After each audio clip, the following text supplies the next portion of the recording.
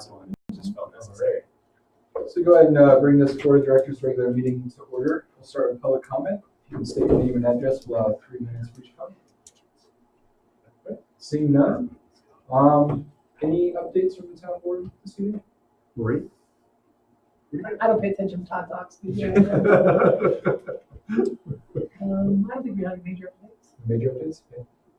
So tonight we have a couple highlights are the draft operating plan for 2020 is going to be presented. And we have a couple bylaw updates as well. Can I get approval of the agenda? Or motion to approve? We kind of passed a couple of quick things that were like the Rocky Mountain National Park update. I know she's not here, Oh, okay. I thought she was going to email it to us on Thursday. so we just have an update from the Sure. Estes Park Visitor Center. Cool. Just because I thought you guys would like to see it. Sure. So that's your July and year-to-date results from the Visitor Center. So as you can see, July kind of bounced back. June, if you recall, was down a little bit. So it's pretty much flat right now year-to-date when you really look at it.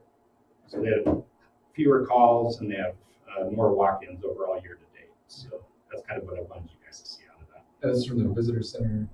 Correct. Estes Park The Visitor town Center. visitor center. Okay. How do they count? There are counters on the doors. Okay. That's right. Did they recently change those? 2 years ago. 2 years ago. Okay. And I'm not sure how they count the calls, but I'm sure That's probably- it is. It is. It's Callie's. Yeah. So anyway, July was pretty good though. As you can see, they had about 6,000 people more. So that's pretty good. Yeah. Bounce back. It amazes me though, it's like, so year to date, it's 472 people difference. I know. Yeah, that's pretty like, Out of a quarter of a million Yeah. people. uh-huh. All right. Okay. Sorry. Oh, that's fine. Thank you. All right. So yes, okay, the motion to approve the agenda. So moved. Second. A second. Any comments? I'll take your votes. Aye. Aye. All right. So go ahead and start with the president CEO update. Great. Okay, so some of the key highlights from the written report, which is in your packet. I like this, by the way. If you, can I jump in? Sure. Go ahead, I like this. the new format. I was trying to streamline it a little Yeah, bit. no, it's great. It's awesome. So obviously RFPs are triple what they were the year before. Again, that's an indication, I think, of group marketing efforts, and so that's a substantial improvement. Same thing with service requests, quadruples or more actually. Also, we've increased the number of group accounts that we have in our CRM to 730 planners now. We have a new dedicated page that's going to be coming onto the website for last minute availability, and it's going to work through our Jackrabbit system. So that's going to be like on within a week or two. So I got a comment from somebody about that, and I thought it was about Jackrabbit, might not have been, but he said he lives in one of the places in town, and he said a few times he's gone through our website, found last minute availability, sends people over there and they're booked. Yeah, that's So the it's issue with gotta be- Jackrabbit. Okay. It's not real time, it updates. I talked to them and they said within an hour it updates. which is not true. We were sold out like the day before. We were still showing. So showing availability. Is that when did you go to your website and did it show availability? Because you have to kind of follow through. Through my website, no, we're sold out.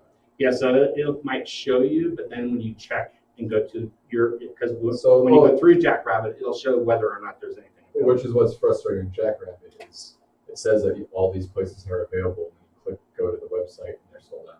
Correct. And so there's really it's not really last minute availability. Is the issue. Yeah, and it was a really pain for him. He said people didn't come back. And then you get mad at you. And Yeah, yeah. they're mad. So I don't know if there's another. Visitor center? No, it was Chris Wood. Oh, okay. I don't So know he if was there's trying to find places for people to go. I get it. another way to do it, or I know the way that Eli did it is you had to manually say you have last minute availability to update it there. So getting everybody to participate was the problem with that. I don't know if there is a up to date like simultaneous. Yeah, I talked to Simple View about it and said, look, it needs to show, we need to have the people on top that are actually available. Available, go check, and you have to take 2 or 3 steps in order to figure it out. It's And you have to do it for frustrating each property. from user perspective. Oh, absolutely. Because I would think if somebody asked you and you looked, you told them they got mad, or you went to the other person's website, that's pain in the butt. I mean, it's like a lot of work there. Booking.com does it in an instant, There are other platforms that do so they ought to be able to do it. that, so I don't know why JackRabbit can't. So it goes to your website and it's based on what you have on your website or in your inventory. So Which are inventories. I know, right? So I went and looked at your property, for instance, today and it showed 0 inventory for the next 7 days, which is great. Congratulations. But Jackrabbit said that The there was some. JackRabbit says there's. No, Jackrabbit said it was sold out. So I don't know. So it might be that we just have to train people to go that extra step or two to confirm whether or not there's any availability. Because I think it's showing on the website that there's a listing of properties, but then you click on check it says check availability, and you actually have to go in because then it goes into your site and checks to see if you So actually I'm have it. saying that's not really last minute availability, then it's just saying check these properties, and then you have to go through and click on every single one until they find one. And that's the frustrating part. That's the hard part. I agree. So we'll work on it, but So that's, I don't know, that's what I would suggest. Yeah, because we don't want to be sending people all over town. Right, yeah, Right. sitting all over, drive Or 20 you don't have to miles. be looking, people can take 10 minutes to find it. mm, But at least we're getting there. That's the working Yeah. on we're it. working on.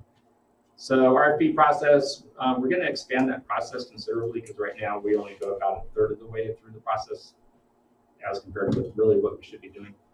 So we have a brand new RFP form that, again, Simple View is helping us with. And it also will have CVent integration so that meeting planners can actually put through CVent and get into our RFP system, which is huge.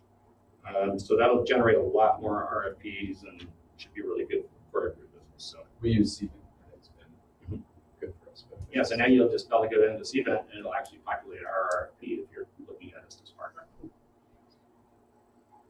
67 in-person interviews in July. Those were, face-to-face from 5 minutes to 15-minute with meeting planners. We actually have booked some business already since those July meetings, including a dog show that's coming in, which is pretty cool. New comp market set. So we think we've identified. I've worked with Shannon to try to identify a better comp market set than the one we've used in the past. Because we were really comparing against all of the ski resorts primarily. And so now we're looking at more towns that are next to national parks, and that's a bigger weight, I think, factor as far as giving that more weight. But we're still including like Breckenridge and a couple of Colorado destinations that are somewhat ski resorts. We're also putting out our digital annual report, so that'll be out in the week. And I don't know if I should even mention here, but we are planning to apply for a $25,000 matching CTO grant. I'll talk about that a little later. And I think next page. So we have a 2020 community engagement plan included in the operating plan for 2020, but we really want to get this going in 2019. So it also is applicable for the last 5 months of 2019. So again, this is really important. This is something I really got a lot out of at Destination International, which used to be called Destination Marketing Association International. A lot of DMOs are having to struggle with how do they show value to their local communities. That's something we've battled with in the past. And so this is a way to put together a plan to really clearly communicate the value proposition for the destination marketing organization, or in this case, Visit Estes Park, and to engage the community, get them more involved in what's going on. And there's a number of different ways that we're going to try to do that. If you looked at the operating plan, you would have seen the outcomes page, which really kind of clearly defines some of the things that we're looking at implementing so that we can communicate more effectively to the community. So anyway, very important. And again, I'm going to talk a little bit more about that in the form of a community advisory board, which I'd like to start this year, and we'll talk about that later. And that concludes my report. Okay. Let's see if there are any questions. You mentioned there that you booked we've done a couple bookings of the RFPs. So one's a dog show. Mhm. When's that? That one is coming up next year, and that is going to be the Doberman show. Doberman. Yeah. Yeah. And the other one is Do we know a the size of the group or? Yeah, I can get all the facts and figures, and I'm I'm just gathering kind all of that. curious as to see what we've actually booked and size and Right. which type of establishment. So I assume they're bringing their dogs with them. Yes. The other one is a International Yeah. Medical Association, which will be in 2021, which will be 500 people. They've already booked all of the rooms at the Ridgeline, 80 rooms at the Stanley. They're looking for another 150 rooms at other hotels. Which is this? That's, I'm trying to remember, it's DAL, something like that. What time of year is it? May, second or third. Pretty cool. Mhm. That's going to be a big economic impact, so that'll be a good one. It's like half students and half doctors, so they're going to need a variety of types of housing and lodging, so that'll be good. So they've asked us for participation, which we're going to be engaging those meeting planners more and more with. Things like helping have a table on site during the show so that if people want information, they can just easily access it. We're also going to work with some of our outfitters and try to get some tours organized so that, people want to do offsite tours, they can do that because a lot of college students there, so that would be a good thing. So the Dobies stay over at Ridgeline and Stanley, or? I think they're probably booking the Ridgeline. I'm not sure for sure, so I'll double check. I was talking to Dan about it, and he was saying they were going to do it at the Ridgeline. They had already talked to him, so that was cool. Thank you. Any other questions? All right. So moving on, we'll go to our operational updates. That'd be the CFO, correct? Slide. Oh, that's Shannon. Oh, there's Slide Shannon. Shannon's? All right. Yeah, we start with the marketing report, right? I just listed as operational updates. I wasn't sure. Yeah, we're just calling it operational updates. Oh, so it'll be both. So Okay. one of the things we're going to try to do is Shannon and Abby have other meetings going on, and so they may not be here. So this is a report from Shannon that needs provided to me so that I'll be able to post it. And the same thing with Abby. She's here today though. And Well, I only have a meeting from 4 to 6, so I'll just be late, and I don't know if she has meetings. the other thing is, and then we'll do the finance report. So that's basically it. Okay. So on the marketing report, this is just to give you a kind of, as it relates to advertising, the expenses that we've had year to date. So overall, when you look at it, you can see the different variances on expenses. We're really actually ahead of plan by $22,575 on expenses. That's ultimately where we're at. So that's good. And that's through June, I believe. Marketing report. So as you guys all know, we launched a brand new website. And whenever you do that, you usually have a dip in visitation on your website. And that's been the case, as you can see. So in July, pretty much across the board down a little bit, but not a lot. I've seen much larger dips than that when people have changed websites, so that's actually not too bad. And we'll slowly regain and recover that and should continue to improve. So this is primarily because of the new website launch. When you look at our social media, you can see some terrific gains there. Instagram followers up 76%, amazing. So, and then Facebook and Twitter followers. Next slide. And then on highway traffic, if you look at, it's interesting on 34 and 36, kind of balances out to a certain extent. I think we're a little bit up there in June. Rocky Mountain National Park visitation in June was down a little, 3%. But if you recall, in that other report, it was actually, I did. So it was actually up in July. I just saw the July numbers. So July kind of compensated for June, and that's what I think you're going to see is that June was a little bit of a down month, but July has been a gangbuster, back to. We also had Trowbridge Road closed for the first, 10 days. And a lot of construction. Yeah. Construction. Also, the reason 34 traffic is probably drastically increased is because last year was under construction. That's true. And then you have the visitation in June at the visitor center. You can see it was down. Again, we compensated for that in July. And then public relations, just looking at it, I looked at back like 4 years, year by year. We're about half of where we really want to be. So we're working on that. We are doing another fan tour for about 5 or 6 travel writers that are high value. So that's going to help boost that up quite a bit. Okay. And let's see. Oh, here you go. So this is a little bit more about proactive pitching and what we're working on. So haunted Estes, what's new for fall and winter, Dallas, Austin, dusk sides, and outdoor 101 fan. So those are some of our things that we're working on right now for August. So is somebody at the Dallas Austin deck sides right now? No, nobody's there. Rachel's Who is that? Rachel? Oh, Rachel is. That's right. That's where she is. Did you say we're working on it right now for August? Not really working on it. Well, it's July, August. You know, some of those are in August. So you're right, because it's the 5th already. So, okay. And again, we're kind of pushing hard on the outdoor, winter season promotion that we're working on. This is our FAM that I was talking about. So you can see that's a pretty high quality list of riders that are going to be here August 19th through 22nd. And so you've got some really top name brands that are really good publications. Hopefully they'll write a lot of stories and we'll get some great press value out of it. I think that's one more FAM than what we did last year too, by the way. So, and we are going to try to make that a continual, at least do 2 FAMs each year. So, and of course we still do 1-on-1 FAMs all the time. Okay, next slide. This is Abby's. I'll let you, well, you want me to do this part? Go ahead, it's on you. So this page, again, is just to give you guys kind of an idea of in Abby's department, kind of where they're at.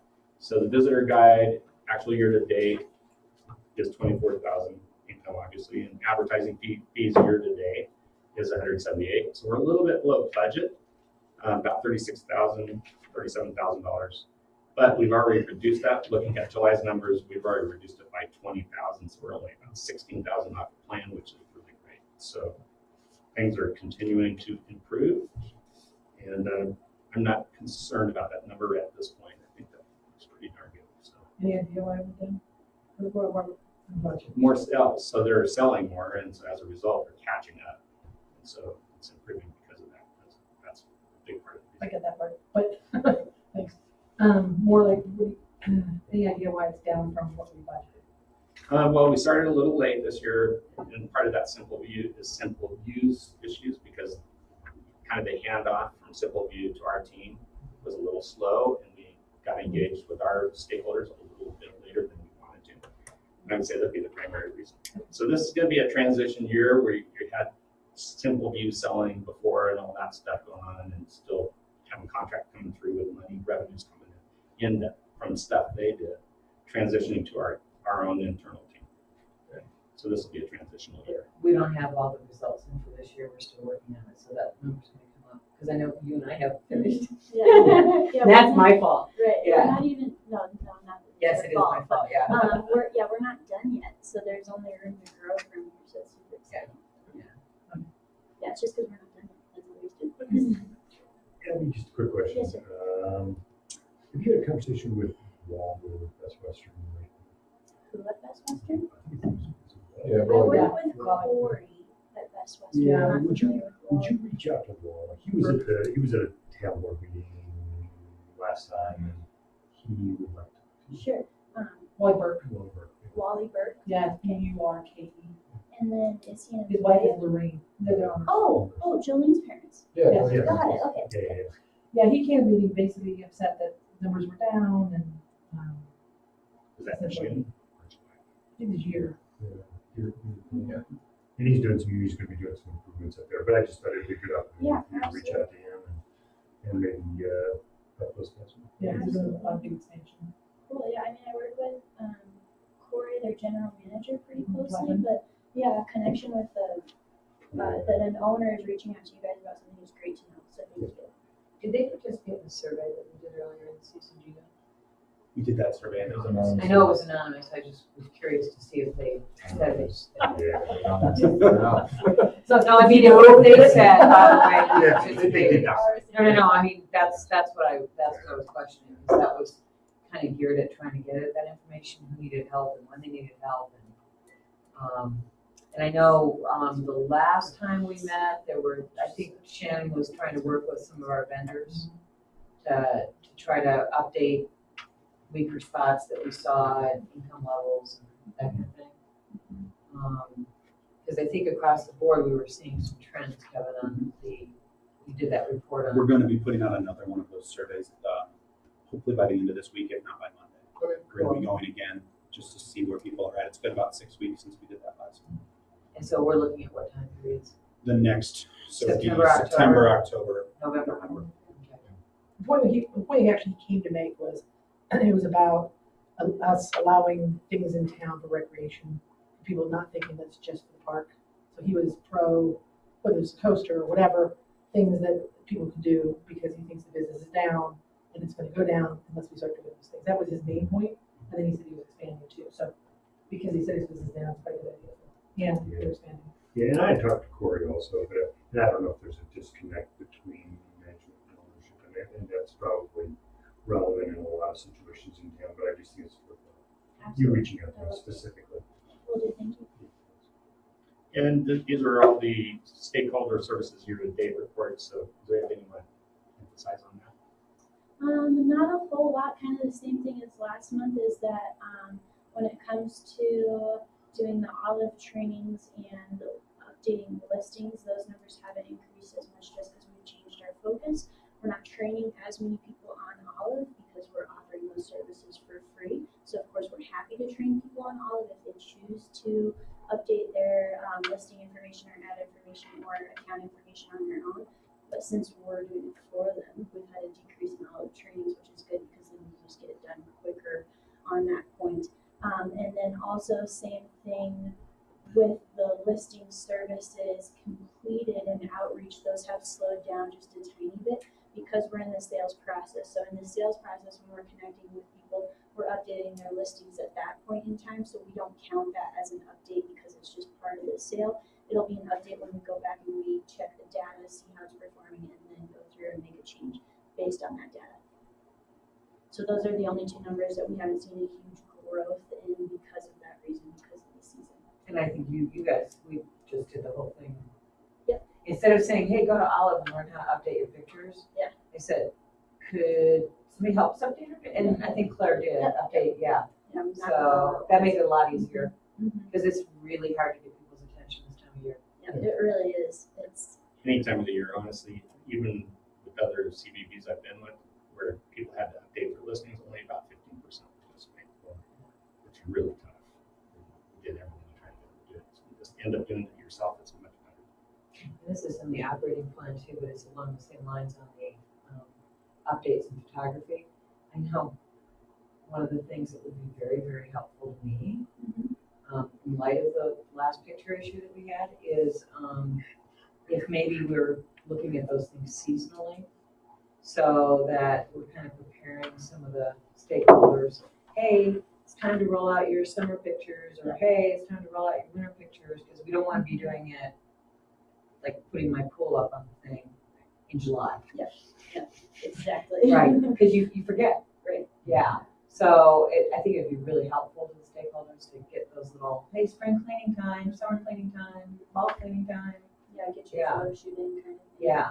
Yep, and that's a big thing we've been working on with the ads is seasonality as a whole. So even if, like this fall, one thing I want to try to start putting winter photos on sooner in the season to see if we can increase winter bookings. So let's say somebody's going on and they're planning a trip for September, early October, and then as schedules keep going, maybe they can't figure out a fall trip, but they've seen enough photos where it's a winter shot of people sitting in a hot tub, people going out that country doing more winter things. Perhaps then we can catch that group instead of just for the fall. Maybe we inspire people to start coming during the winter. So just based on the ads themselves, I think that we can maybe move the needle a tiny bit when it comes to that. So, and I think the photography is a huge part of that.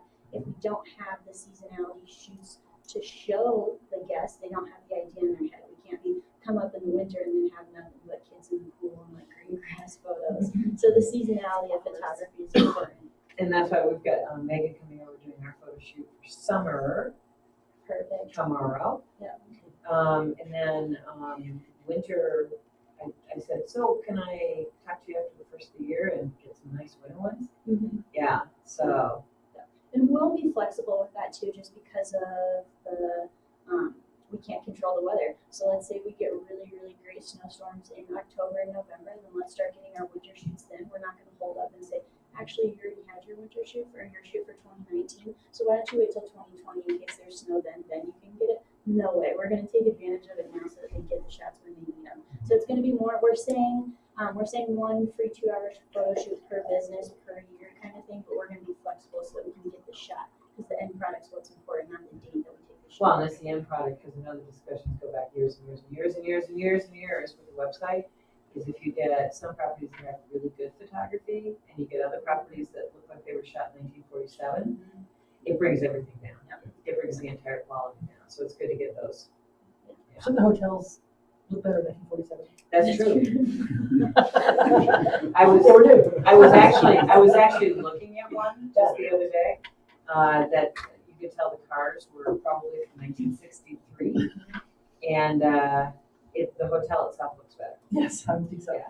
We do have a naughty list. Yeah. That we're trying to focus on, that Updating their really, pictures. really needs the updated photography to really showcase that property. Well, a lot of the smaller properties don't have the ability to pay a photographer to come over. Yeah. Yeah, so I think this is a really good service. We're offering, so. So just from my perspective, stakeholder services team has been doing a really great job of getting out to everybody and helping with sales and helping with listings and everything. So we're doing a really great job and really I'd say humming along is the way to put And it. just to clarify, the photography is not just for lodging, it's for any Any and all service. business. Well, I'm just speaking And for events, lodging, because I'm in there's lodging, events yeah. and other things too. So.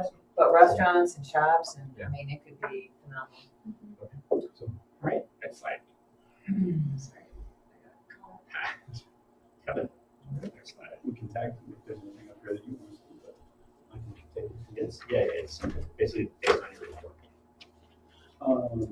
We had talked at the last board meeting, we weren't sure how it was going to be. We had seen that first dip of the year. And when we got our stays in May for our June financials, we did have a 4.8% increase. And we did miss budget by $3,000. That's the second running month where we did miss budget. However, we are still up $63,000 year to date on budget. That's carried from that strong first quarter. Yeah, just about the first quarter. Yes. Somebody told me, and this may not be true, so maybe it's true or not, that some of our larger lodging, such as the Y, Stanley, were late on their payments for last year, and so it made the January to May seem higher, but it really was coming from last year. Is that There were some Improve that? missing payments, but not some of the bigger properties. Now that did happen in the last month when we had April. We did have a fairly large one. I can't say who missed, but there was a fairly large one that did miss in our last month that affected it. okay? So it didn't happen from. There's every First month we also have high, so missing. nothing like, yeah. So every month we do have people Of that course, miss. yeah. And there were really there was no major variations in those first few months outside of what we had seen in 18 or 17. Okay. do these totals take into account that? Do you go back and reapply? Like, this is what you're reporting. So we do an adjustment each month. So each month you see, so this 153,035 isn't all of June, but it is that factor from those missing months. But the thing to really look at is that factor is consistent every month. Right. So when you missed 5% in 19, which is about, we missed every month, about 5% of Is it 5% of revenue, or is it 5% of properties? 5% of properties, which Okay. can massively Which can swing. And anytime there's a large one, obviously I can't name names, but I try to bring it up in these meetings and say, like last week, I say there was a large payer who missed. But for example, June, no one that you would know off the top of your head missed. So it's pretty consistent and then I look back at 18 as well and see if there were variances in 18 as Okay, well. so that first quarter wasn't skewed by something this last. Okay. So we did see a 4.8% increase year over year, and again, $63,000 over budget for the year to date. One thing I really wanted to highlight with this report, because it came up multiple times last month, and it's a really good question when it was asked. Mayor, I think you were the one who sent it to me, was why is the lodging tax seeing a 4.8% increase for this month? And sales tax saw 7.5% for that exact same period for lodging. Really good question, right? It has a really simple answer once you're told. There are really two contributing factors. The number one factor, and these are in order of what affects it. The number one is that lodging tax is only from room nights, heads and beds. The town, when they submit, when Dwayne, the finance director, puts out the sales tax information, someone like the Stanley, every penny that they contribute to sales tax is considered lodging in that report. So anything with a restaurant, a wedding, a group, a tour, meeting space, all of that contributes to the town's lodging sales tax, but not ours. We're just on heads and beds. And the number two reason, if you'll go to the next slide, you'll see the map. I believe it's there. We have a significantly larger boundary that affects sales tax. So I think that's very important to say because the question came up and I can totally see where they're coming from. And once you explain it, I think it's pretty easy to understand. Obviously, we have some major properties that contribute to our lodging tax outside of those boundaries. So I just wanted to kind of explain that out loud so that I think it's come up about 4 or 5 different people have asked me over the last 60 days. So I wanted to just explain that. It's interesting that our tax goes into the lodging tax. Yeah, it is. Well, it's based on when you submit. Dwayne and I sat down to actually go through it just to make sure we weren't missing anything. But every business in town is assigned a code based on your primary business, and that is how your sales tax is filed. So when Dwayne gives his reports, he's basically just trying to be helpful and say, oh, this is the primary. It was never meant to be, oh, it's all from heads and beds. But when you look at somebody like the Ridgeline, you would call everything they do there lodging because they're a lodging property, but obviously Latitude all rolls into that because we don't ask those properties to break that out. Okay. Oh, thank you. I did skip ahead a little bit. I'm not used to the format yet. So our balance sheet, this is always the weakest balance sheet you'll see because we start getting our summer revenues in. We're basically spending our fat down from winter. And this is always going to be the weakest that you see. Actually, I would say August 6th today is the weakest day of the year for cash position because tomorrow or Thursday we'll get our June money into our account. So we were still sitting on roughly $430,000 of operating capital, which is extremely strong for where we were. It's about 12% above what we had projected at the beginning of the year for June to be. And most of that is contributed right to the fact that we're $63,000 over budget for the year to date on our revenues. Do you ever figure days of operating cash? We do. Right now, What is it? I just wonder what the local is. How many days of operating cash you have? it's not super pretty. It's about 50 days. Yeah, and that is basically where we're at today. Yeah. Tomorrow, once that comes in. No, I get it. Yeah, it's 2 months. Still 2 months. Yeah. And what dictates how much we keep in reserves? Did the board decide on a certain percentage? Is that? Yep. When I go to that number? You did, I believe you did vote on it. But we moved it up to 800,000. That's when we moved it into that CD where we can take the no penalty as long as the board declares an emergency to access. Okay, And that would be what we decided. And that is roughly 6 months of bare bones operations, still promoting the town, not laying off staff. All of that was from the plan that we had kind of inherited during the flood when Visit Estes Park was laying people off. The board decided to not want to go into that position. So the reserves is basically 6 months of keeping the doors open and keeping marketing the town. I think it's good. All looks good. Yeah, too. just remember. You're 113,000 ahead of plan. So. And like I said, that is always going to be one of the weaker months. Obviously, we do see our net income is down $500,000 because it only gets better from here as we start getting to summer. Pretty much like every other business. in That is the low point, Yeah. I promise. So if there's any questions on that sales tax versus lodging tax thing, like I said, I wanted to bring that up because there's been a lot of questions of it, and it just makes sense until it's explained. No, thank you for any other questions? All right, so moving on, we'll go to our draft 2020 operating plan. Here we go. That's all you do. Yeah, just some here, please. All right, so this is our 2020 Visit Estes Park operating plan. And I want to thank each of our teams because every person pretty much in the organization helped contribute to this and provided input as well as each section of the plan. So it's really well done. I'm pretty proud of how everybody came together and really contributed to make it all a great plan. This is our current, well, actually, this will be our 2020 structural chart, organizational chart, but right now it's actually correct. We don't have a director of group sales or group sales manager yet, so that's something that we plan to have in the beginning of next year. otherwise it's accurate. Okay, mission. So again, we've developed and built in the strategic plan, looked at our strategic plan and tied it into the operating plan because it's obviously what's driving it. Our mission, our new vision. Again, you guys did a wonderful job of keeping it simple, to the point. So goal number 1, create a stronger leisure market. That's obviously important. And also goal number 2, a stronger group market. Number 3, promote stakeholder and community engagement. 4, promote Estes Park experience in national and international markets. And goal number 5, explore opportunities to integrate visitor services. So first of all, with our marketing program overview, goal number 1 and 4 both apply to our marketing program.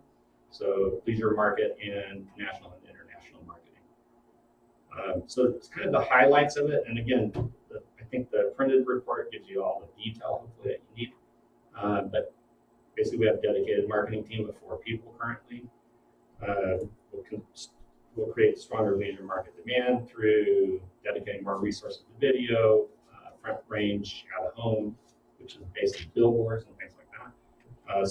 Unique use of social platforms and influencers. So we're really working to create original content and tell the story of why is Estes Park a place to go to as a leisure traveler. Eric, when you say dedicate more resources to video, is video a group?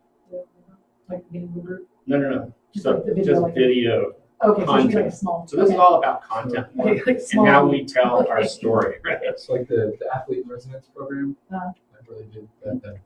It is No, I get it. It should be a small V because a big V looks like there's a big company called. Video. and my mistake. That's why I thought maybe I No, didn't know that's some I company. just wanted to emphasize it, I guess. Okay. So again, we're trying to emphasize that storytelling aspect of it. And then promote Estes Park and again, our national and international markets. So we're really looking at, we're tracking, is our marketing working? Did we get people here at the time of year that we're trying to get them here? Obviously, we're trying to get people here year round, but we are trying to really help fill those shoulder seasons and the off season and try to make us a more year-round destination. So that content partnership I talked about is really critical.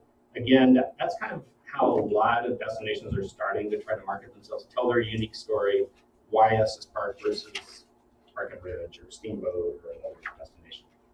So elevating our brand approach really is critical. And when he says be our own media house, again, that's creating that original content that you own, that you can say that's who we are. It's like our athletes in residence program is a good example. So again, our 3 key target audiences haven't changed. It's families, couples, and adventurers. Again, those are our 3 target audiences that we're really trying to reach. That's the marketing section. Group sales marketing program, create a stronger group marketing program. So again, we're planning it starting hopefully around January, adding at least 1, if not 2 positions. 1 position, I'm working with Rob over at the event center, and we're discussing how we might be able to subsidize a 2nd position, which would also help with the event center, but also working together to figure out what trade shows we attend, what is in his budget, what's in our budget, how we can be more effective together. So leveraging what we're already doing and just being more effective where it will save him some money and it will save us in having a subsidized person. Also, I mentioned that we're improving the RFP process. We're going to continue to do that, including signing up with CVET, which is an additional amount of money. It's not that much, but it will help us drive more RFPs to our group market. It really helps a lot. And there's always a talk in town, well, not in town, but some people, that VEP shouldn't, I disagree with this, but shouldn't be advertising for town, the event center. When you say that. So it's actually good that we have one dedicated that's inside the event center, because it kind of squashes that. Yeah, and honestly, we don't advertise just for the event center. We advertise for Right. Yep. Right. There's got to be more. There's going to be the burden of proof on both VP and the town to prove that that person's not solely marketing. Because I heard that a lot. That's going to be the When we're grumbling. doing reach out with the transition board. of the Because perception. you've got a fairly significant proportion stakeholders in the lodging at least, Mhm. that don't do any kind of group business or whatever, they make it overflow from it. So I think it's really important. But, and they have to understand too, is like even when you have like the llama wool market, it's not just the people that are signed up to be at the event center, it's the people that are coming to it, Yeah. that stay. So so that's true, and also we create compression. What that is the more rooms we fill up, that means there's overflow to everybody else, and so they're gonna get a lot of benefit from it. Mhm. So the group market is a critical market that we haven't done a lot with, and as we build that up, it's gonna help everybody. It's not gonna just help the group sites, it certainly will, but it's gonna also help all of the other properties, because there's gonna be a lot of compression. And we need to be It's sensitive. just gonna be a prove it sort of. Yeah. is what it's gonna be. And then we're forming the new stakeholder group sales committee. I think they're scheduled for October for their first meeting. Enhanced stakeholder marketing opportunities. So we're still doing advertising in like group magazines and direct email, social media. So we're still focusing on the group market through different channels of marketing at the same time. And again, as I mentioned the CVent. So that's a different thing than what we're doing currently, where we're just tying into CVent. So this will be where we enroll with CVent, and we are actually going to have enhanced listings. So meeting planners will find us more easily, and that'll be a big help. Same thing with marketing materials, just enhancing those. We have very little in the way of marketing materials still. Trade show scheduling and building our RFPs up for group sales. So basically, as a DMO, we don't book people directly, right? So we influence it, and we help generate those leads, and that's that whole RFP process. That's why it's so critical to make sure we have that flow all the way through, instead of just stopping like we do currently, where we send it all out to everybody, and then that's it. We just ignore it, and we don't know what happens. So what needs to happen is that we need to have where we actually are helping with site inspections, and we're actually assisting with supporting community planners when they come here, if they need some help with materials or visitor guides or whatever.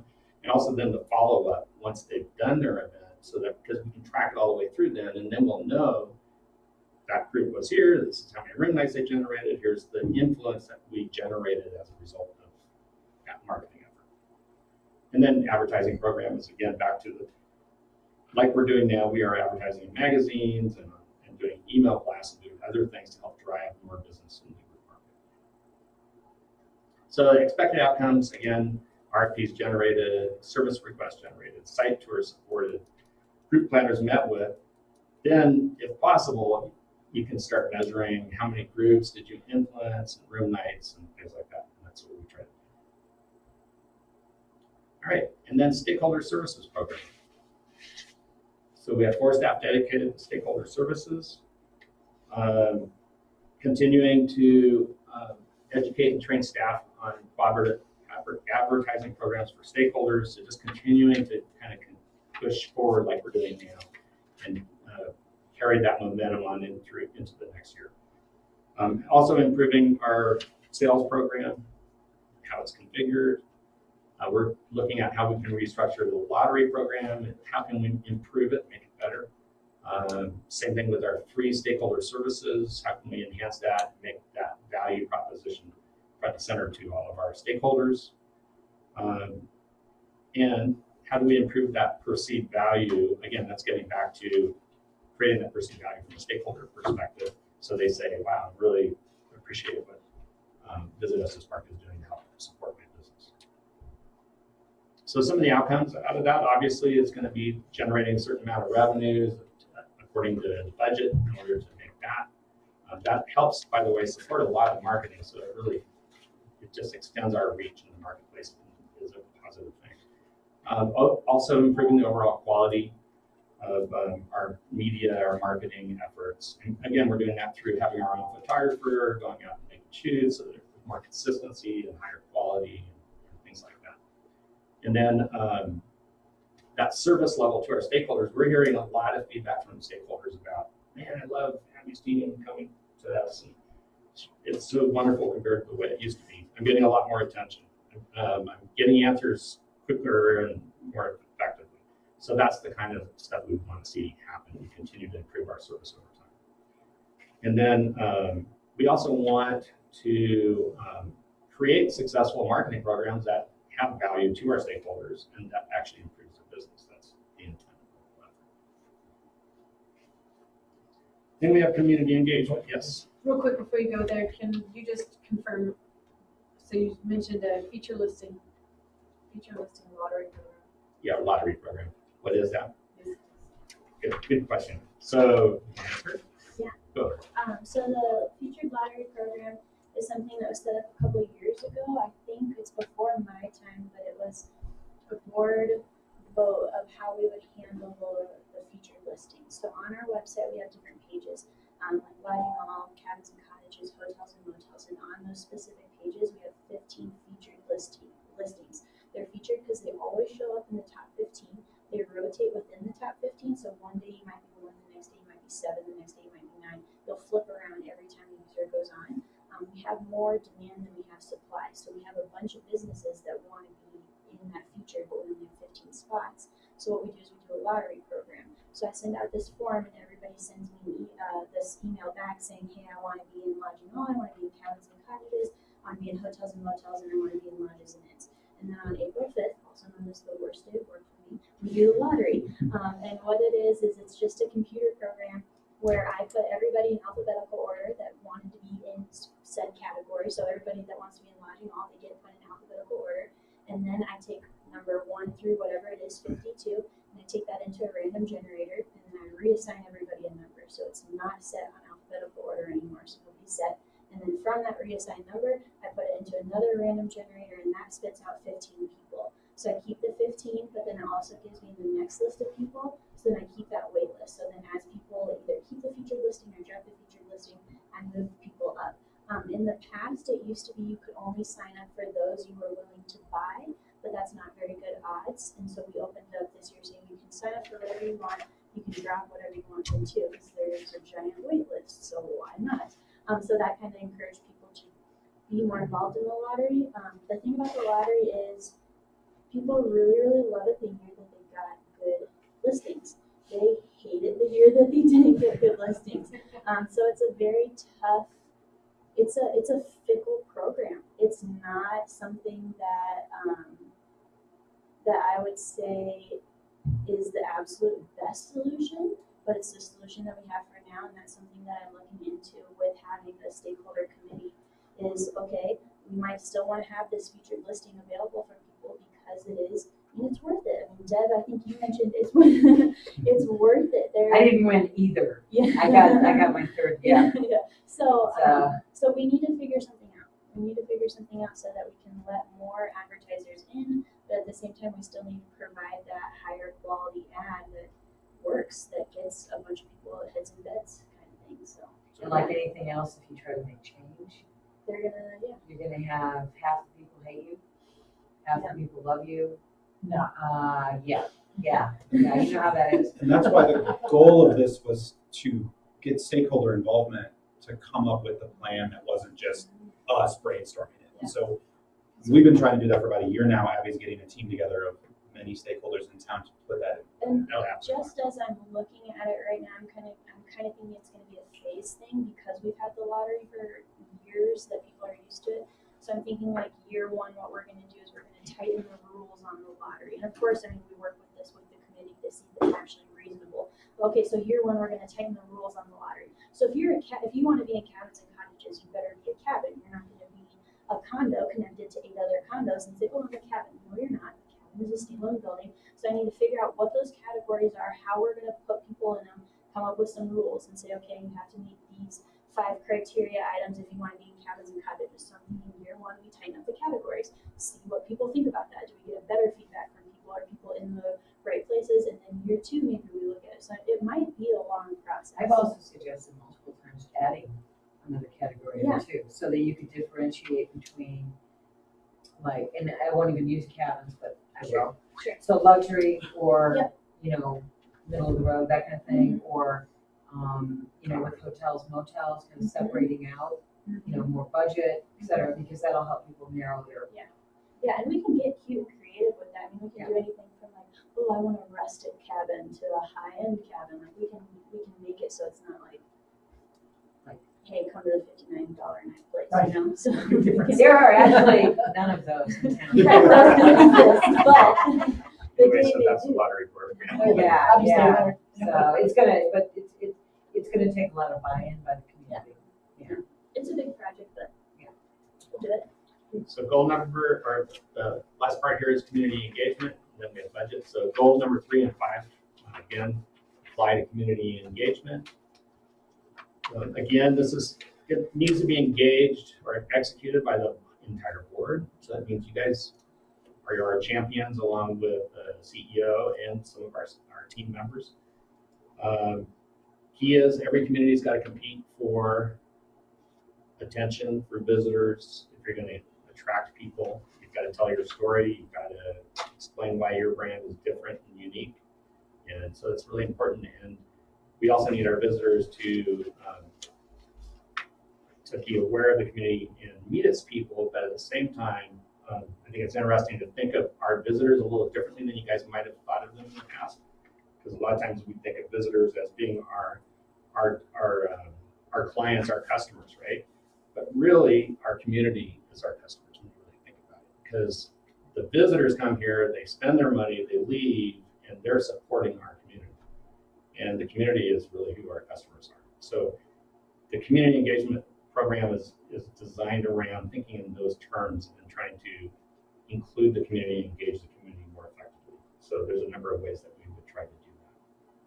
And again, this has to be reinforced. We are uniquely positioned to help make this happen. DMOs typically are. And communicating and articulating that brand, that's where you want to have the community engaged in that conversation to get those ideas and different points of view. Because I'm sure I have a different point of view versus every one of you guys. And we all have a different point of view of what is us as part, if you really answer that, right? And give that 5-second elevator, 10-second elevator speech about this is why Estes Park's a great place. So some of the things includes also the investment in the community and how we engage them.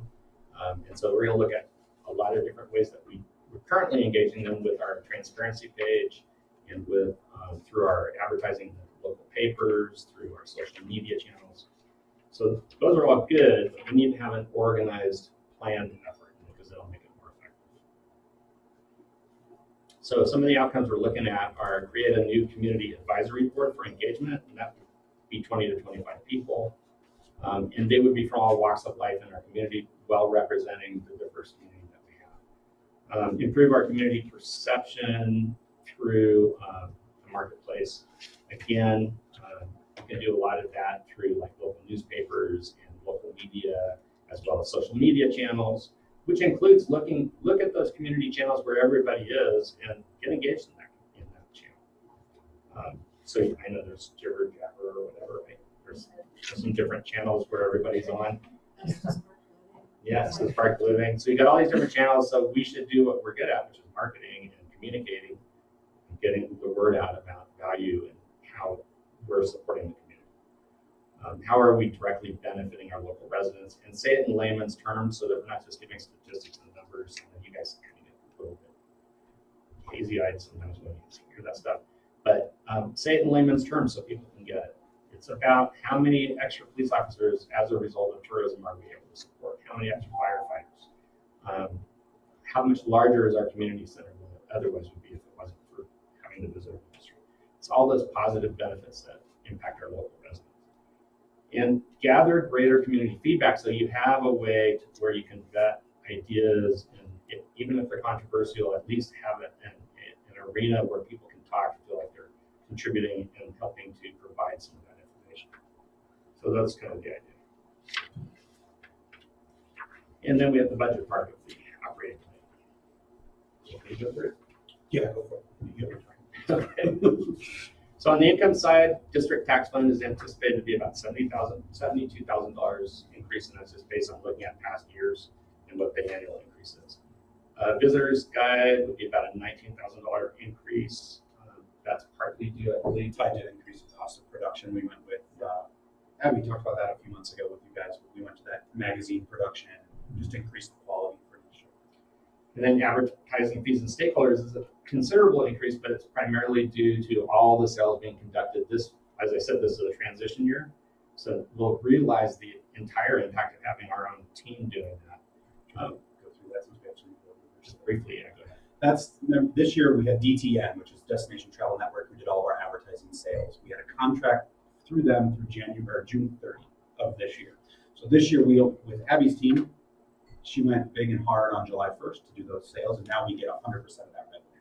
So this year we only got a 50-50 split for the first half of the year. We get 100% for the second half of the year. But in 2020, we get 100% the whole year. So it's an increase, but it's actually a flat number from 19 to 20 when you factor all that in. And then grants and awards, $25,000. It'll be offset by if we receive the award, we'll be spending money. So, and then other income, the 1783 increase is just due to interest-bearing accounts because our CFO is investing more wisely now and we're getting better interest rates. So that's the income side. Okay. These are, again, I just want to emphasize there's more detail in your report and you have all the detail, but this is just a hit on the key variances, so things that are bigger dollar items. Okay, on the expense side, that special advertising, I mentioned the CTO grant expense would be there. Advertising is about 160,000 less, in part due to we took right now group is in advertising and we're taking it out of there and putting it in its own area because that just makes more sense. And then so that's a pretty big part of that. I have to tell you, I was having a really hard time following some of the movements in the expense, as you can see from my highlighting. In following some of the expenditure changes and things. And so I may have more questions. I don't know if anybody else did, but there was some pretty significant variance from one year to the next. And I actually went all the way back to we've got the 2019 and 2018 plans. And when things are moving around in the budget, and then also we're changing some of the expenditures, I had a lot more questions coming out than I did going in. So the way we did that, how did we come up with this whole thing is I had all of our team leaders sit down and we had a number of days that we went through the entire budget. And we looked at actuals versus budget. So I don't know if you're comparing budget to budget or budget to actuals. I kind of looked at all three. Okay. Because I always look at the actuals from past years and then look at the budget. And you're trying to get as close as you can to your best guess of where you're going to actually end up. And that's how we derived this budget. So for example, like if we move stuff from advertising to group sales, does it mean we're doing less actual outside advertising, or are we just replacing it with staffing? That's what I was trying to figure out how that worked. So we're still doing marketing. So there's two categories in the group side, for example. One is it's called marketing, but it includes advertising. And then there's the other part is the labor cost. And so it's a whole different marketing effort. And so that's, yes, we're shifting things around in order to make that effort work. So is there a breakdown somewhere in the budget on Yeah, that? I think it should be in your detail. Okay. You have labor costs and you've got marketing and advertising. Okay. So we're taking 160,000 away from advertising, and 110 of that into group sales and your marketing, so only 50 into personnel. Correct, but you have to remember that under the title advertising, we have 80,000 in there this year, right? So the difference. But this is 2020. Right? Correct. Okay. I'm saying if you're comparing 2019 to 2020 accurately, it's over and under advertising right now. So we're taking and breaking it out because it makes it clearer and easier to understand. Bigger for me. Yeah. So last year we got a summary, which I know was really helpful to the town board and also the county in understanding what we were looking at, because that was one of the things that the narrative we've been criticized for going back to 2017. I think 2017, we had the town board and the county were saying they had a very hard time following the amount of detail that was in the report. And then we took a whole different approach, which is what 2018 looked like. This is that one. And then we got Sandy Hall involved and tried to also fine tune some of the ways we were presenting the information. So I was trying to follow from these two into this, and if I'm having a hard time, I'm concerned that town board members will as well, and county board members, you guys will be there to explain to some degree. But I was having a hard time following the numbers. Did you look at all the footnotes? Uh, Because we did it include footnotes as well. Okay, Every line item. so can you be specific where? Well, it's right here in your packet. Okay. So we tried to Do you explain see it through the footnotes? footnotes. I don't see any. Well, okay, they're off to the right, they're not at the bottom, sorry. They're not footnotes, they're side Oh, notes. okay. I saw that, but just bear with me, I was trying to follow this and I kept finding myself more and more down I couldn't understand what one thing was tied to. Last year, what we had, and it's similar to what I use in my business, which is kind of a narrative that gives a little bit more information, because this is helpful, but will the town board and the county board see that? Will stakeholders see some of the summary material? And I noticed also the difference in appearance between what we've got here and what we presented to the town board and the county last 2 years. Yeah, that makes sense. So is it gonna look like this? Is it gonna look like this or this? So I agree, I think it makes sense to do a narrative along with the variances, we could do it that way. So we could actually put a footnote under each of these variances and say why it's different. Yeah, because here you've got like, okay, what the difference is, but not why the difference. I guess that's, what the thinking is. Well, that's what we try to do over to the right-hand side. We try to say why it's different or why there's a change. But it isn't that much detail, so I understand what you're saying. Yeah. I think I just. So I just think footnotes make more sense, I think, because you can do more detail. I think that's what you're saying, right? Yeah, just so that we can follow along. So if somebody has, I think the executive summary was extremely important to helping people that didn't deal with Visit Estes Park on the outside look at it. Mhm. And it also went into more detail in explaining why certain things were being emphasized and maybe why, there's this, I don't know, was it 8 or 9 pages worth? And I found that helpful to what I was doing, because I was a new board member coming in. Right. And I know I found that helpful. This I was really struggling with understanding. Okay. Yeah. So we'll do a narrative and explain the key variances more frankly. I think we can do it. Yeah, and I think you're headed down the right track with this as far as the board. I think the high level points, I think you need to include the detail with a little more detail. Right. Yeah, I mean, and of course this has a much nicer appearance and all that kind of thing as well, because I think pictures are important as well. I think people get more excited when they see that too, so. Okay, so I'll try to explain these variances. So the research is 50,000 less because we're not doing some of the research that we do, I guess, every 4 years.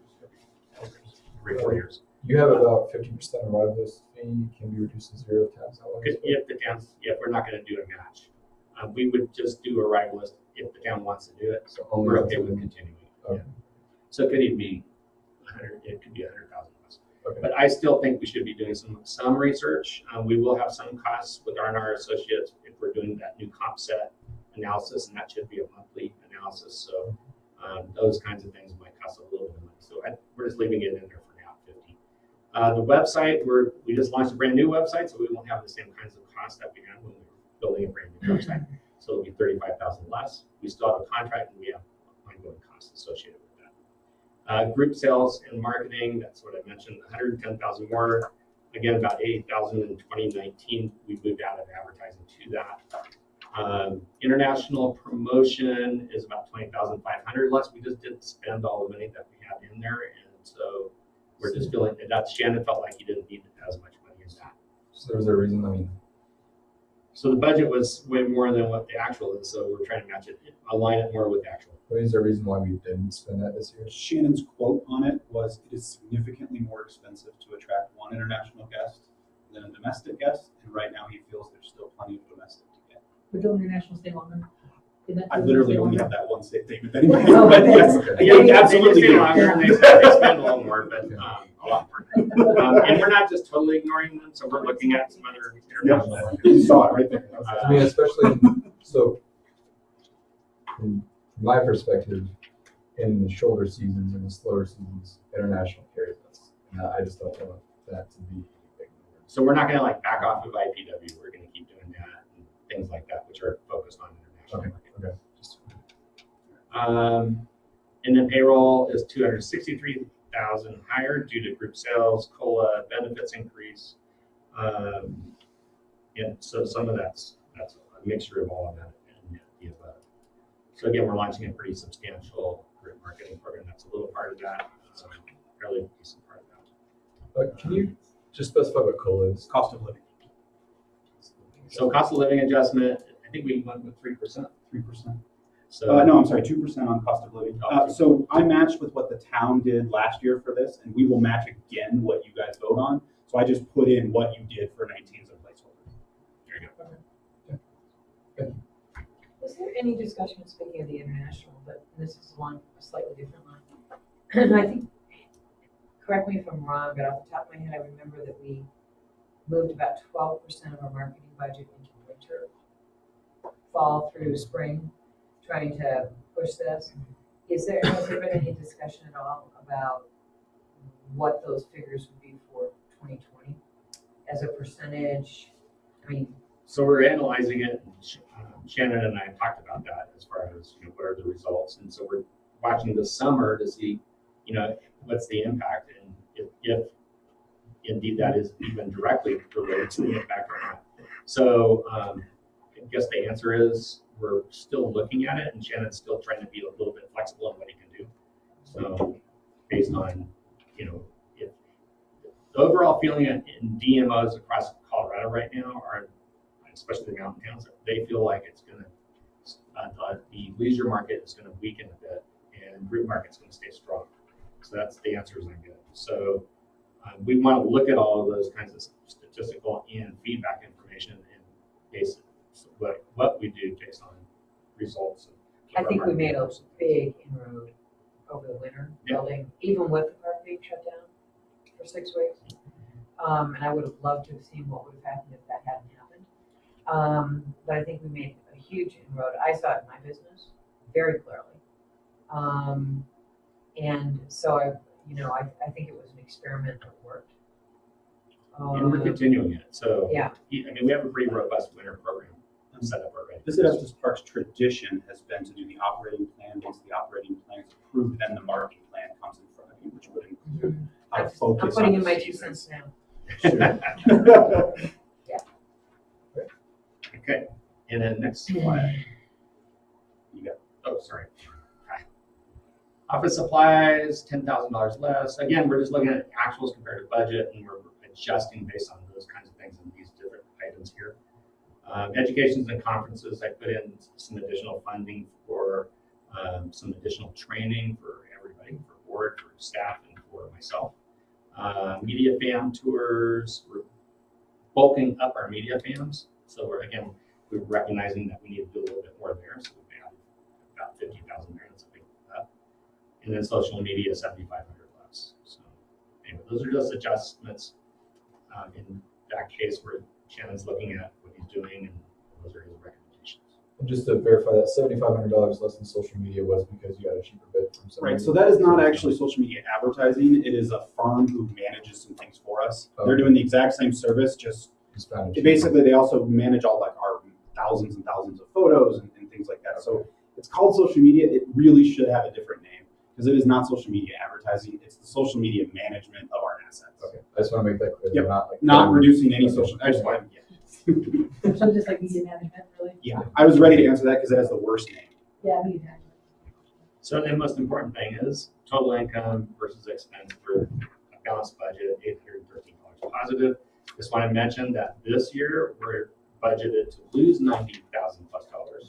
So you have to factor that in when you look at a new budget like this, because we also have to offset that 90,000. We're not being consistent year to year, right? So we're not having a balanced budget every year. So 18 is half. yeah, $500,000 and 18. I get over here. Okay, so so anyway, that's just food for thought, and so I'm pleased that it came out to a balanced budget. We could still adjust and tinker with it a bit. I think overall it is a very good budget, and I'm proud again that the team came together, helped put this whole budget together. It wasn't just me looking at it, Kevin looking at it. It was everybody involved. So. Okay. Guess what? That's the end of the operating plan. Are there any additional comments on it? So do you feel like you have good feedback from us? Anything you guys need to? Yeah, I appreciate that. I think it is a good idea to, and we'll make it clear the key variances and why. And if you guys have any questions, please let us know, or any thoughts. If you have feedback where you're like, I think you should adjust this way or that way. We have a month before we need to finalize this operating plan, so you guys have plenty of time to look at it. And please ask us questions if you have. Are you comfortable presenting one that you feel confident will pass by next meeting, or do we need to have a special meeting beforehand to iron some things out? I think that's up to you all. If you feel like there's things that you want to try to adjust and you want to have a meeting in between, I think I have no problem with that. Anybody here? I mean, No, I hate to say this, because it's really nitpicky, but if we're gonna use these slides, we just double check our capitalizations Oh, or yeah. grammars. It can be a little nuts and you know about it. But if you're gonna use it for a presentation, I just think that. Sure.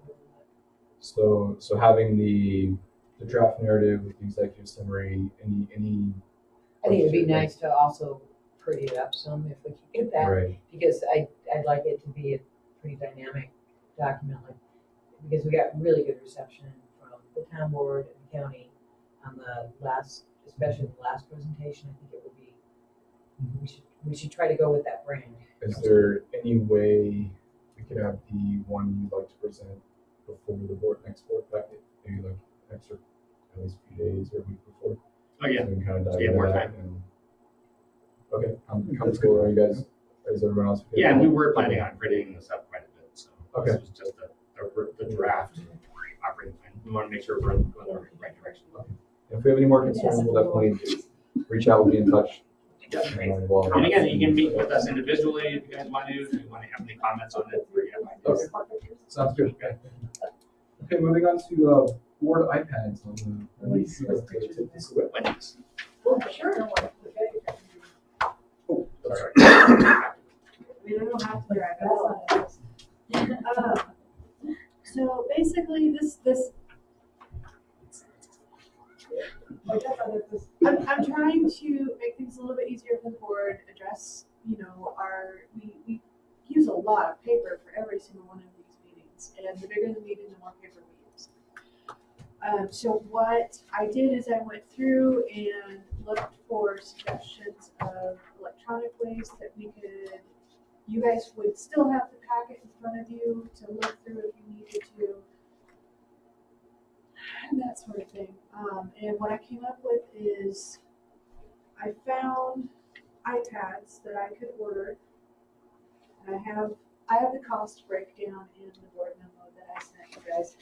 It's in our office improvement budget that we would be able to buy the iPads and cases and screen protectors and all of that stuff for you guys to use during the meetings.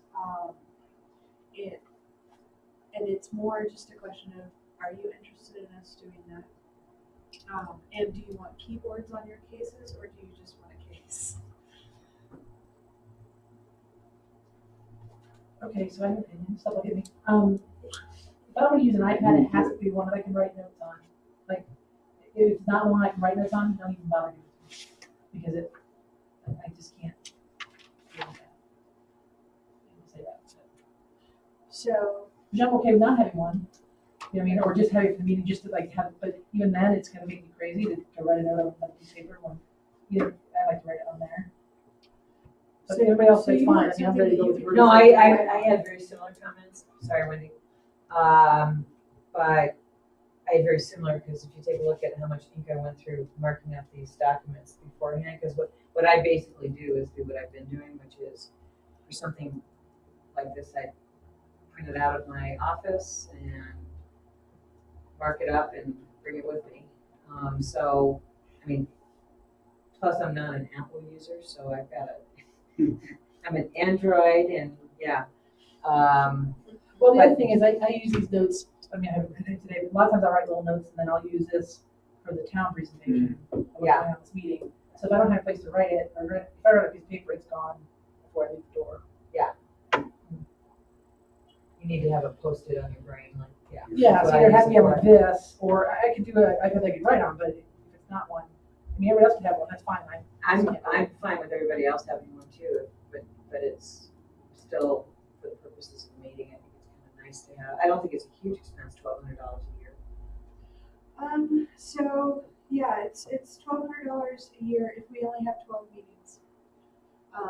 Just based on. Everybody want to advertising commit to size. one meeting a month? For the next- I'm good with that, yeah. But to purchase the iPads, depending on what we would want and how many we would want, if we went with 12 iPads, so that the board was covered and any attending staff or anybody that was participating in the meeting would have one available to them. Which that could be reduced. 12 iPads, I got a price for $2,800 for that. Then you've got protective screen covers and cases, because I don't hand anybody an iPad without those. Get $2,800 for 12 iPads. So it amortizes in about 3 years, probably, a little less than 3 years. Yeah. I mean, I don't have an objection to it, I just know how my workaround will be. You're printing out your. It doesn't seem like an expense issue as much as a convenience issue. If So you I don't think it's want only it, gonna save then- us $300. Yeah. I'm okay with it. Yeah, I and I can set it up to where it would sync with, like, with your help, of course, because I don't have everybody's passwords, but help you sync it so that your email comes up on it as well, and if you want it synced to like a Google Docs or something like that, for note taking, then that can be set So up is this as something well. we just use for the meetings, or we take it with us? What do you want to use it for? Well, when you say sync our email, that's why I'm email asking, here. because if it's sitting in your office, it's not, the syncing doesn't help. Right. Yeah, So this would be So- something we physically take with us. Well, If that's your choice, yes. It Ray doesn't Ward have did to it, be set but up. Yeah, I never used it. It's not You can write it. uncommon with a lot of community councils. You know, a lot of them are going to iPads. They have policies. I would think it would Use them. also create an opportunity for us to keep all of our, you could download all of our files, our board policies, all of our Yes. update them periodically. Have it there. Yeah, And all the so updates, that, everything. rather than the huge pile of stuff I've got sitting in my office, You The mean big the 4-inch notebooks? binder? yeah, I have to dust them at least monthly. I know. Yeah, so, I mean, that also would be an added benefit as far as I'm concerned, that Yeah. anything I wanted to look up, it would be there. Yeah, I think it makes sense. If anyone else has an objection. I use an iPad for all my meetings, so it doesn't make any difference. I already have Yeah. one, and Google Docs works great, and Exactly. as long as I've got access to it, to that or whatever, it doesn't even make a difference because every meeting's a little different, but Yeah. that's what I use. If you didn't provide this paper, I can look at that. So Exactly. you can do it through Google Docs. Oh, you said you downloaded the Google Docs? Yeah. All right, I'm good with that. He'll show you. I Okay. can absolutely, if you want help, Uh-huh. I'm more than happy to walk you through each of the software As long as I can programs. take notes on it. Yeah, That's Yeah, it. you can. We can even get you a little. yeah, I can even get I you can a highlight stylus. too. No, that's fine, as long as it's that, can I iPad, not the ones like I have at home that you can't do that. Right. Yeah, go ahead. Okay. Now, the real question: do you want cases with keyboards, or do you want? I think that'd be helpful. Because the on-screen keyboard takes some getting used to. That's just use. Okay. There wasn't a big difference. All right, and 12. We're going to 12, or do you So there's want 7 of less? us, do we need 5 extra? I don't know. if we need- There's always 4 or 5 of us alone, Yeah. That's true. and then we'll always have. We're still going to have paper packets available because if there's 6 or 7 community members that come that want a packet, they'll always be available. But at the same time, staff, like I can use my Surface. I'm perfectly happy with that. So it's, Totally. okay. I have an Android now. Cool. All right, moving on to the bylaw update. And again, Me. Wendy. So I sent this out to you guys Sorry, I'm monitoring the recording to make sure the audio is good. But I sent this out, the update to the bylaws proposal. I've slept since then. Is the mission. Just the mission Yeah. and vision. It's just an update to the mission and vision to match with our new strategic plan. There's a red line version included in the packet as well, so that you can see what exactly is going to be updated.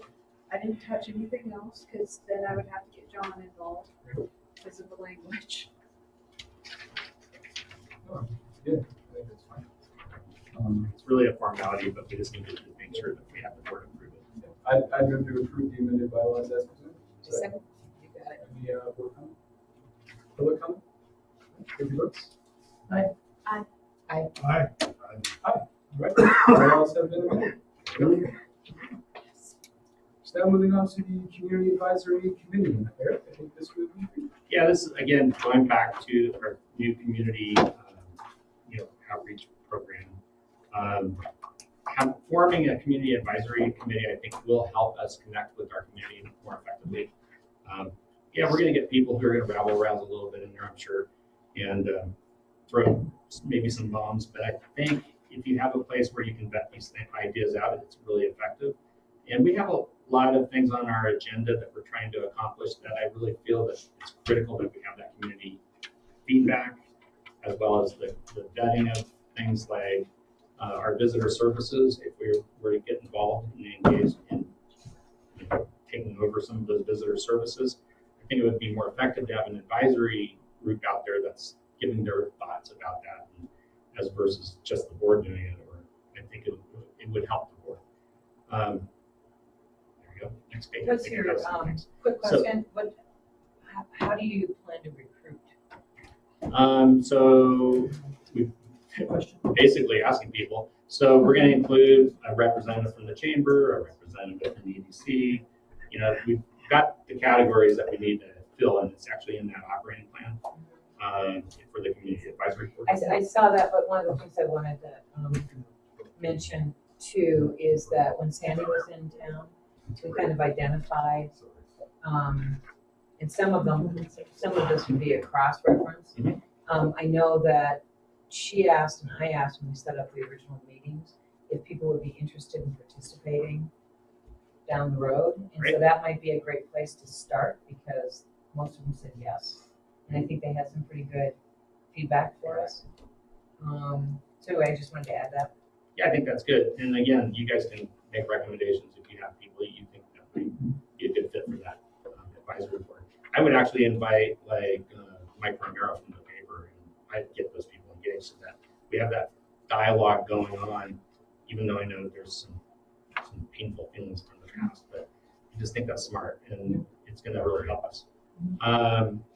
Anyway, they're not going to be a voting body, but they are going to provide advice and input so that you guys have a better, more well-rounded idea of what the community is thinking about different things that we are going to go over here in the board.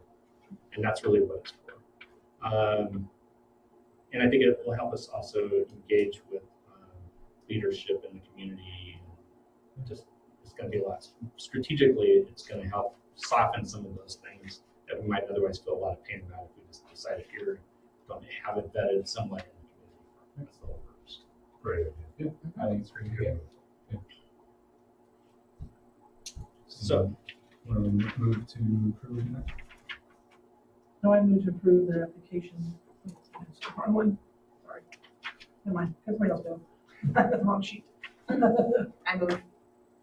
To approve. Mm-hmm. Okay, I'll second. Any board comment? Public comment? All right, take your votes. Aye.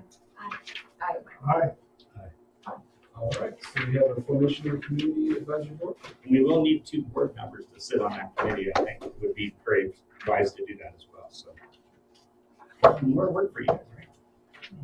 But I think it'll be beneficial. You're thinking October. I think October, and I think doing it quarterly at least. We can talk. It's whatever you guys feel is appropriate, but maybe we start monthly and then go to quarterly, or start quarterly and then for certain projects go monthly. Okay. The next thing is an action just simply to have the board approve applying for a CTO matching grant of $25,000. This is for our athlete in residence program. The application is due August 16th. I talked to Shannon about it today, and we feel like pretty confident that we can get it out in time. So no guarantee that we'll win it, or be awarded it, but we think it's worth trying. So This program is great. I love it. I move to approve the application for the CTO for matching grant. Up to $25,000 in 2019 for purposes of extending business first marketing program in 2020. So, any board comment? Public comment? Take your votes. Aye. Hi. Aye.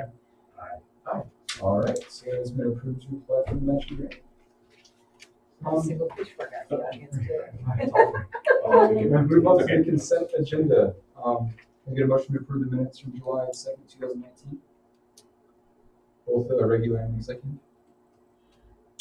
Move to approve the regular meeting minutes And executive. and executive, and executive session minutes. You can just vote to approve. Any comment on that? All right, I'll go ahead and take your votes. Aye. Aye. Aye. All right, consent agenda has been passed.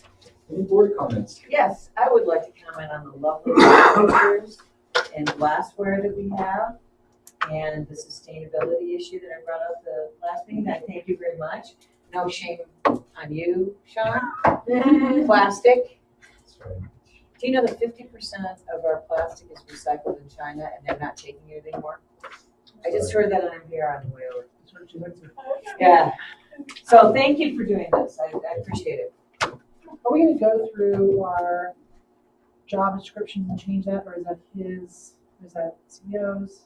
I've already talking about for CFO and Yeah, I mean. we can do Yes, that. so there are no changes, bylaws or anything, so CFO is under CEO.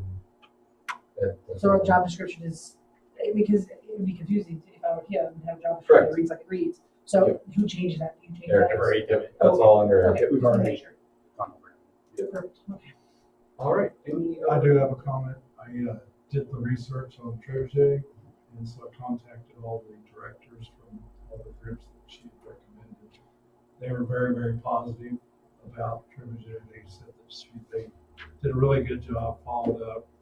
A lot of them were one-day seminars. The biggest one which is what they were promoting for us, was visit Fort Collins, and they were very, very excited about what they had done for them. They had signed up a second time, and they really help people. They do a lot with communication and team building, and they were everybody was very, very positive. So anyway, the feedback from everyone was good. So I didn't have any negative. Nice. I thought it was value. Or Yeah. value. And They thought it was worth it. on other bids. Yeah, so I talked to our current HR firm, and actually their cost is a little bit more than Trebuchet was. And they don't do CEO specific training. So they do the other two trainings, the board training and the team training. Anyway, so that was one, and the other one did not give me a bid yet, but I'm waiting for it. So Okay. So as soon as you get one, present that. it was pretty close, so if you guys prefer our current HR firm, it wasn't enough difference to be that far off, just a little bit higher. I had a question about the group sales steering committee. I thought I saw it in here, but I just wanted confirmation that it begins in October. That's when we're Yes. planning our first meeting. We've already been getting a lot of people interested in it, and so we've got a good group set up already, so it should be good. Nothing else, meeting adjourned. Thank Thank you, everybody. Awesome, thanks, guys. Yeah, pretty good. Before you go out. During last time. So you Time before that. Oh, do you guys like this new PowerPoint format? Yeah, I do. Sure it is. Yeah, no, I don't. Okay. Make sure we're on the right